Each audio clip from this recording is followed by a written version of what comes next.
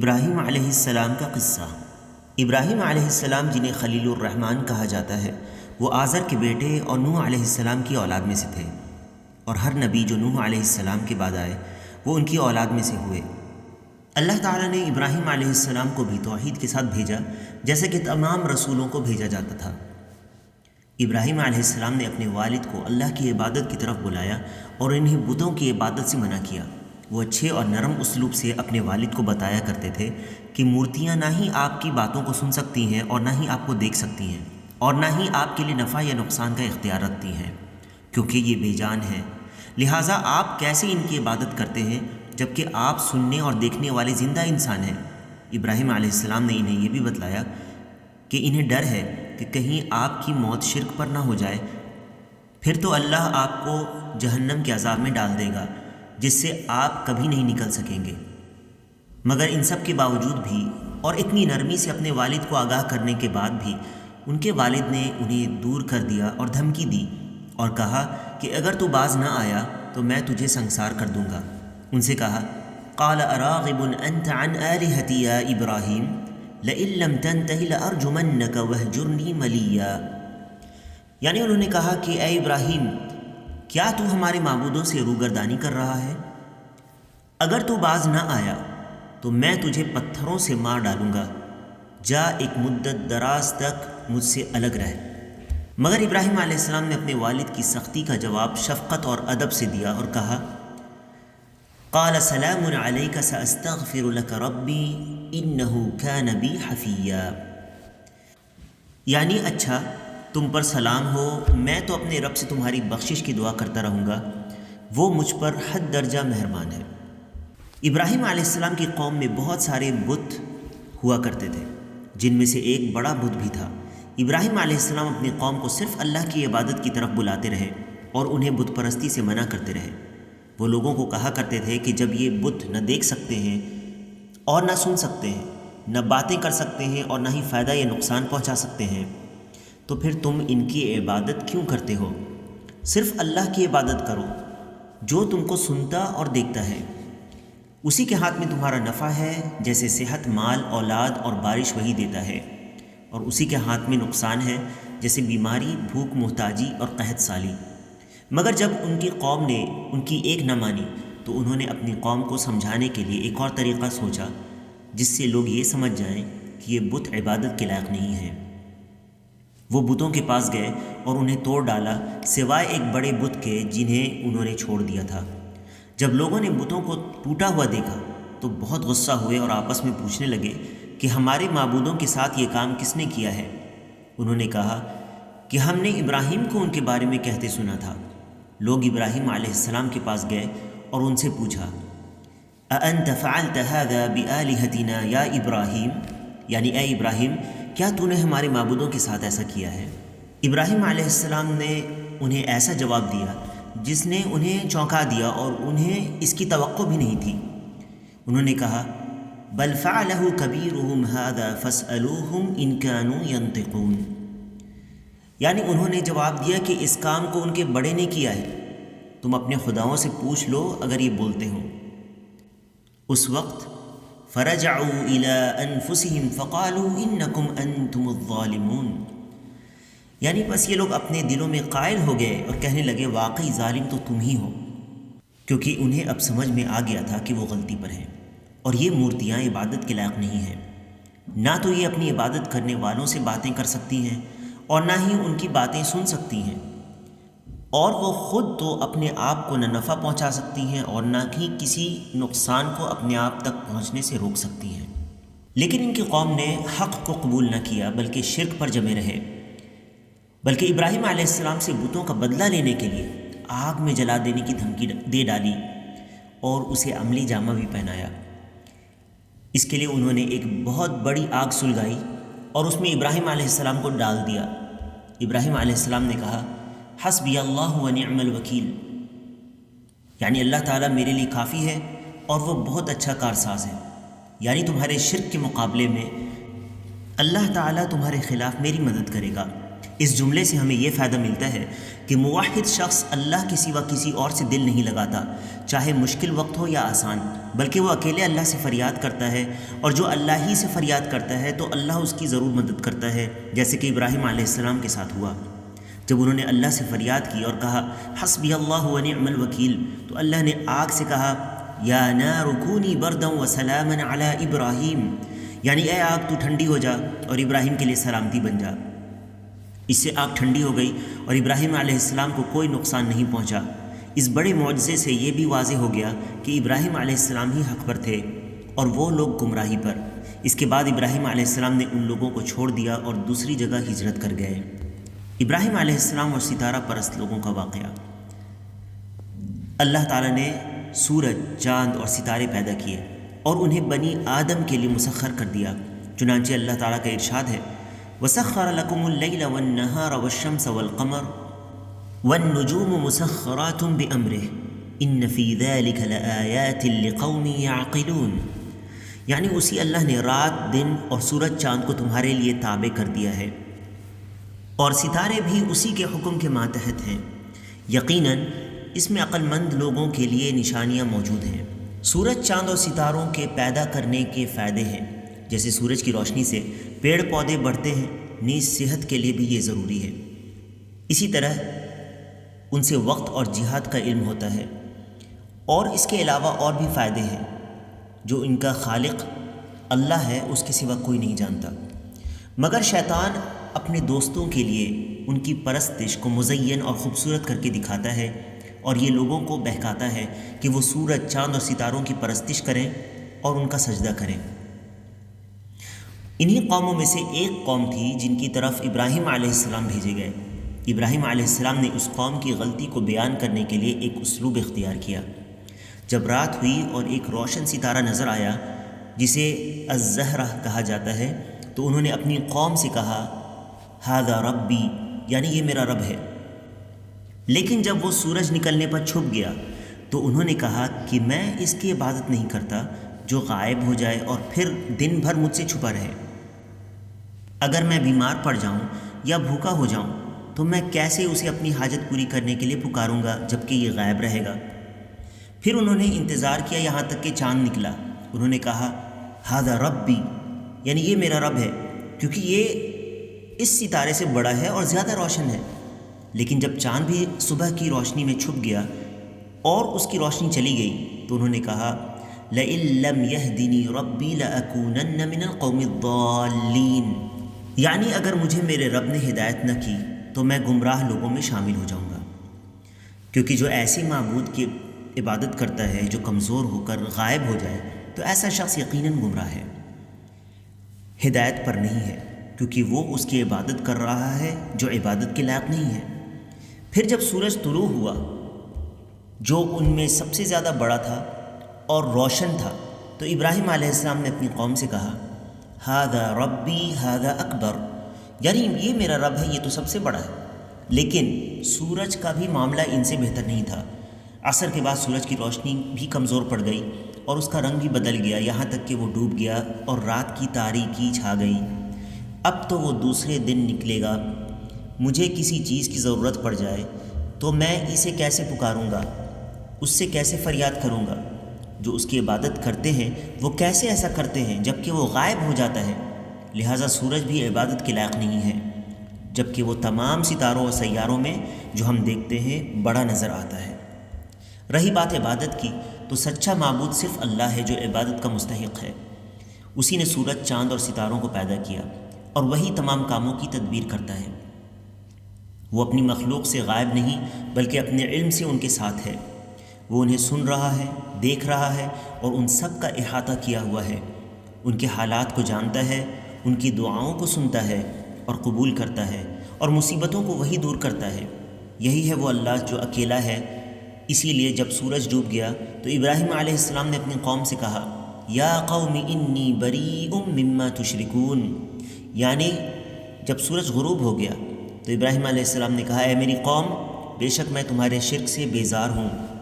انی وجہت وجہی للذی فطر السماوات والارض حنیفا وما انا من المشرکین، یعنی میں اپنا رخ اس کی طرف کرتا ہوں جس نے آسمانوں اور زمین کو پیدا کیا یکسو ہو کر، اور میں شرک کرنے والوں میں سے نہیں ہوں۔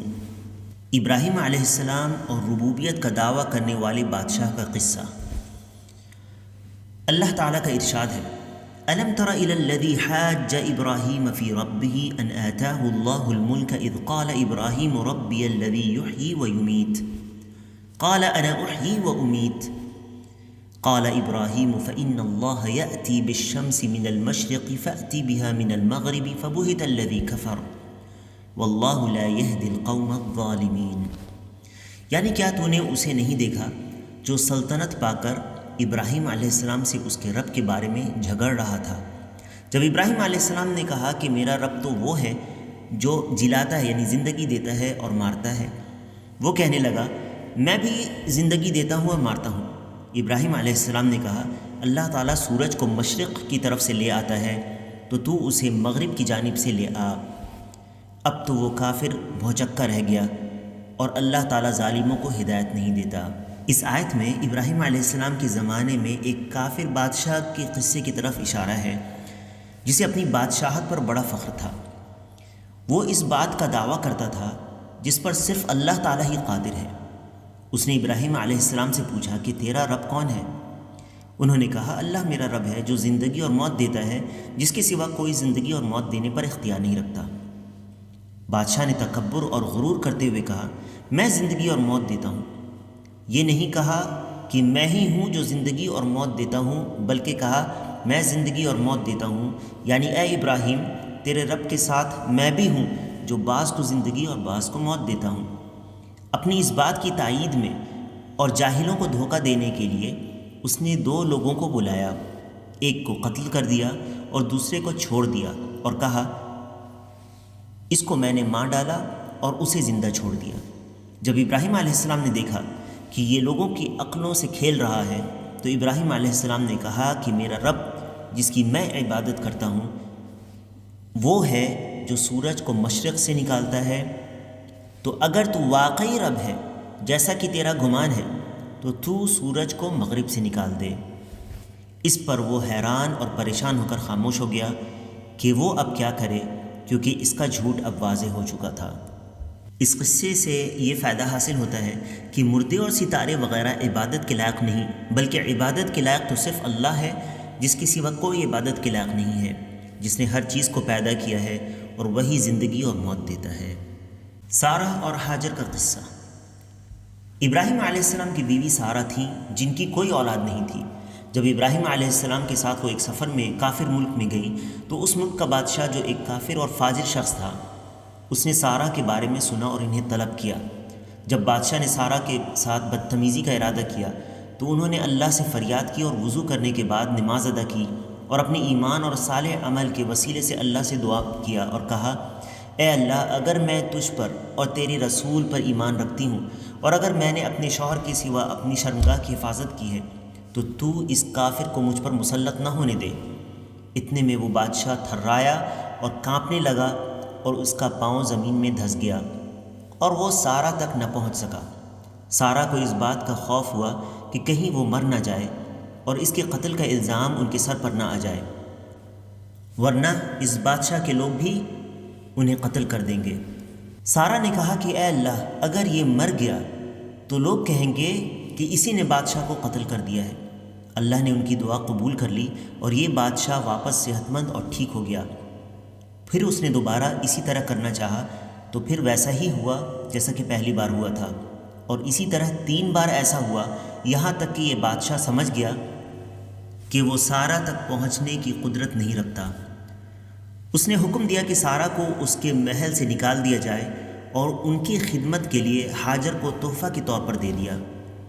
وہ ابراہیم علیہ السلام کے پاس خادمہ کو لے کر خوشی سے لوٹیں کہ اللہ تعالیٰ نے ان کی مدد اور حفاظت کی۔ جب سارہ نے دیکھا کہ ان کی اور ابراہیم علیہ السلام کی عمر بڑھتی جا رہی ہے اور انہیں کوئی اولاد نہیں ہوئی ہے تو انہوں نے ہاجر کو ابراہیم علیہ السلام سے شادی کے لیے دے دیا۔ اللہ تعالیٰ نے انہیں اسماعیل علیہ السلام سے نوازا۔ اللہ نے ابراہیم علیہ السلام کو حکم دیا کہ وہ ہاجر اور اسماعیل علیہ السلام کو لے کر مکہ چلے جائیں اور انہیں وہیں بسا دیں۔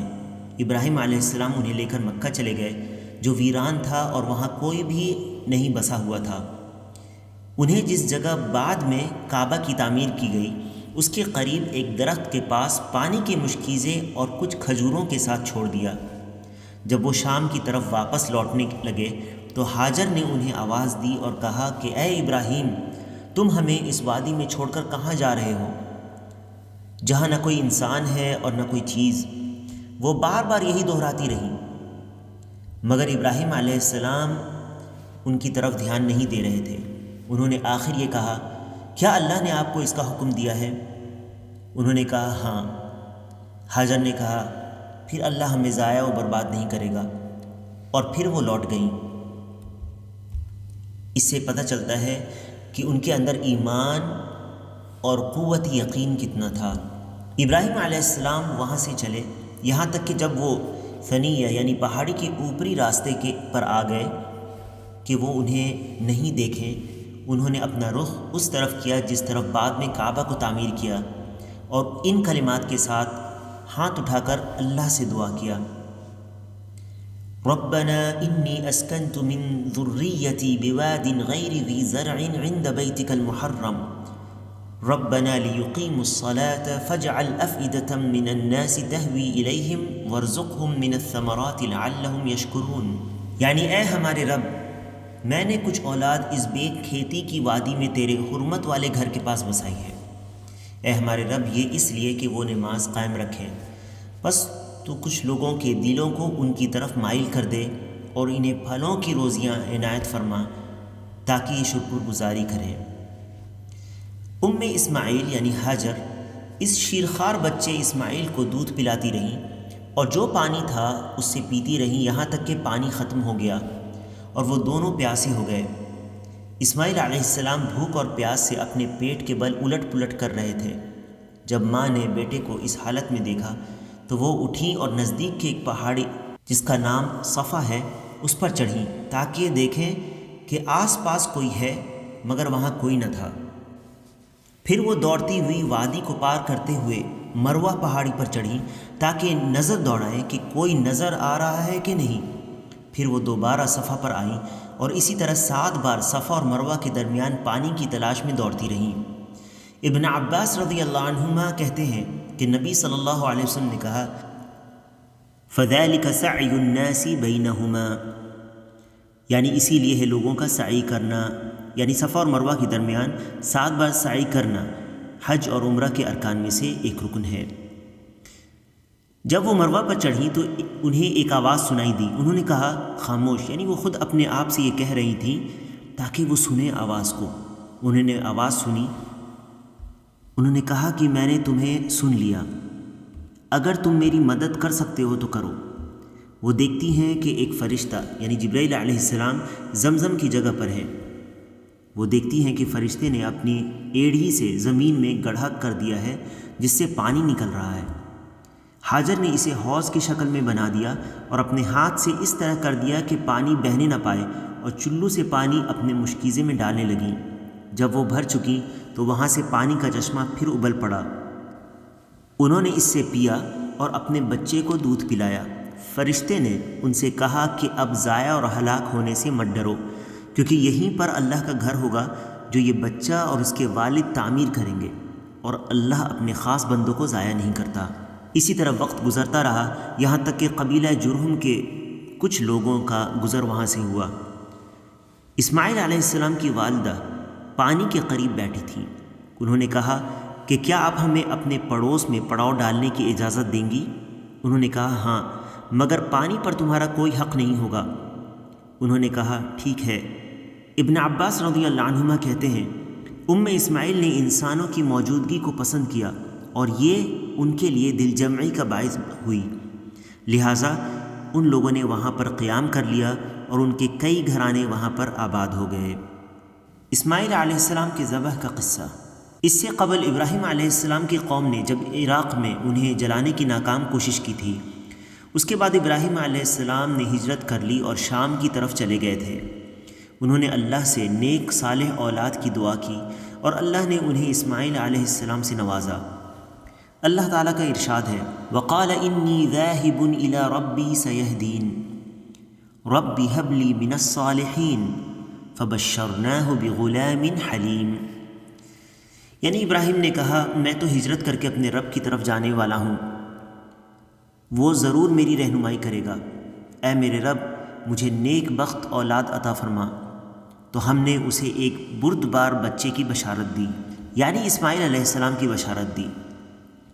جو قصہ اس سے پہلے بیان ہوا ہے اس سے تم یہ بات جان چکے ہو کہ اسماعیل علیہ السلام کی پرورش ان کی ماں ہاجر نے مکہ میں کی، جبکہ ان کے والد شام میں سارہ کے ساتھ تھے اور وہ بار بار ان سے ملنے جاتے رہے۔ ایک بار جب ابراہیم علیہ السلام ان کی زیارت کے لیے مکہ گئے ہوئے تھے، جبکہ ابھی اسماعیل علیہ السلام چھوٹے بچے تھے، ان کی عمر 7 سال یا اس سے زیادہ رہی ہوگی، اللہ تعالیٰ نے ابراہیم علیہ السلام کو ایک عظیم کام کا حکم دیا، اور یہ تھا اس بچے کی قربانی پیش کرنا، جو ایک لمبے عرصے کے بعد، ایک طویل انتظار کے بعد بڑھاپے میں پیدا ہوا تھا۔ کیا ہی یہ سخت امتحان تھا، اور ان کا موقف کیا تھا اس حکم پر۔ اللہ تعالیٰ کا ارشاد ہے فَلَمَّا بَلَغَ مَعَهُ السَّعْيَ قَالَ يَا بُنَيَّ إِنِّي أَرَى فِي الْمَنَامِ أَنِّي أَذْبَحُكَ فَانظُرْ مَاذَا تَرَىٰ، یعنی جب وہ بچہ یعنی اسماعیل اتنی عمر کو پہنچا کہ اس کے ساتھ چلے پھرے، یعنی دوڑ دھوپ کے لائق ہو گیا، تو اس نے کہا، یعنی ابراہیم علیہ السلام نے کہا کہ میرے پیارے بیٹے، میں خواب میں اپنے آپ کو تجھے ذبح کرتے ہوئے دیکھ رہا ہوں، اب تو بتا کہ تیری کیا رائے ہے۔ چونکہ انبیاء علیہم السلام کا خواب وہی ہوتا ہے، تو اس کا معنی یہ تھا کہ اللہ نے انہیں اس بات کا حکم دیا ہے اور اسے واجب کر دیا ہے کہ وہ اسے کریں۔ فانظر ماذا تری، یعنی تیری کیا رائے ہے، کیا تو اس پر صبر کر سکے گا جس کا اللہ نے مجھے حکم دیا ہے؟ ان کا جواب تھا یا ابت افعل ما تؤمر ستجدنی ان شاء اللہ من الصابرین، یعنی اے ابا جو حکم ہوا ہے اسے بجا لائیے، انشاءاللہ آپ مجھے صبر کرنے والوں میں سے پائیں گے۔ فلما اسلما وتلہ للجبین، غرض جب دونوں مطیع ہو گئے اور اس نے یعنی ابراہیم علیہ السلام نے اسے یعنی اسماعیل علیہ السلام کو پیشانی کے بل گرا دیا، یعنی دونوں نے اپنا معاملہ اللہ کے سپرد کرتے ہوئے فرمانبرداری اختیار کر لی، اور ابراہیم علیہ السلام نے اسماعیل علیہ السلام کو چھری چلانے کے لیے لٹا دیا، تو اس وقت ان کے رب نے انہیں آواز دی وَنَادَيْنَاهُ أَن يَا إِبْرَاهِيمُ قَدْ صَدَّقْتَ الرُّؤْيَا، اے ابراہیم یقیناً تو نے اپنا خواب کو سچا کر دکھایا، یعنی رک جا، اپنے بیٹے کو ذبح مت کر، تو نے اپنے رب کے حکم کو مان لیا جو اس نے خواب میں دکھایا تھا، جبکہ تو نے پورے عزم سے اس کام کو انجام دینے کا ارادہ اور مظاہرہ کیا۔ تو جب تو نے اس طرح اس کے حکم کی تابعداری کر لی جس کا تجھے حکم ملا تھا، تو اس کے بدلے میں تیرے بیٹے کو ذبح ہونے سے ہم نے تجھے روک دیا۔ اِنَّا كَذَلِكَ نَجْزِي الْمُحْسِنِينَ، یقیناً ہم نیکی کرنے والوں کو اسی طرح جزا دیتے ہیں، لہٰذا ہم تمہیں اس سخت آزمائش سے آزاد کرتے ہیں اور تمہاری مصیبت دور کرتے ہیں اور اس کا نیک بدلہ اور اچھے انجام تک پہنچاتے ہیں۔ إِنَّ هَذَا لَهُوَ الْبَلَاءُ الْمُبِينُ وَفَدَيْنَاهُ بِذِبْحٍ عَظِيمٍ، یعنی در حقیقت یہ ایک کھلا امتحان تھا اور ہم نے ایک بڑا ذبیحہ اس کے فدیے میں دے دیا، یعنی جب اللہ تعالیٰ نے ابراہیم علیہ السلام سے ان کے بیٹے کی قربانی کو ساقط کر دیا تو اس کے بدلے میں ایک بڑے مینڈھے کی قربانی کو فدیہ کے طور پر دے دیا۔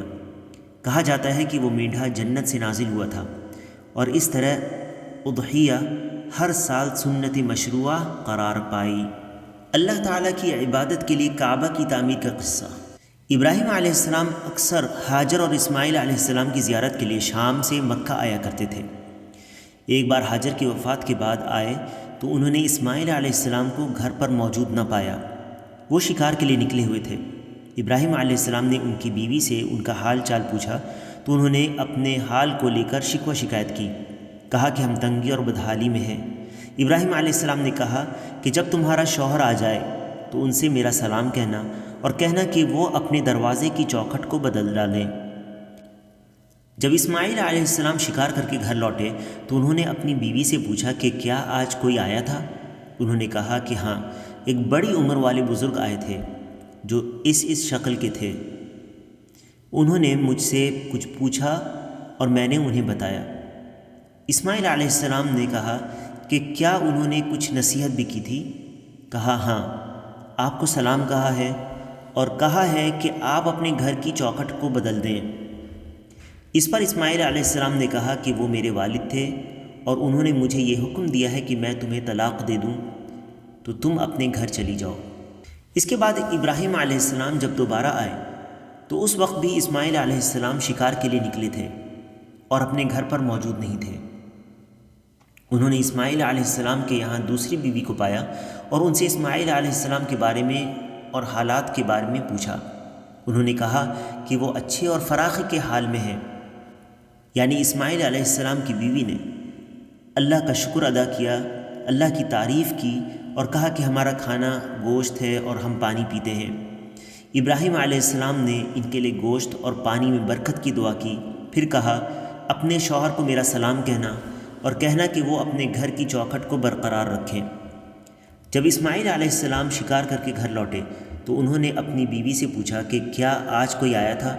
انہوں نے کہا کہ ہاں، ایک بڑی عمر والے بزرگ آئے تھے جو اس شکل کے تھے۔ انہوں نے مجھ سے ہمارے حال کے بارے میں پوچھا اور میں نے انہیں بتایا کہ ہم خیر اور فراخی میں ہیں۔ اسماعیل علیہ السلام نے کہا کیا انہوں نے کچھ نصیحت بھی کی تھی؟ کہا ہاں، آپ کو سلام کہا ہے اور کہا ہے کہ آپ اپنے گھر کی چوکھٹ کو برقرار رکھیں۔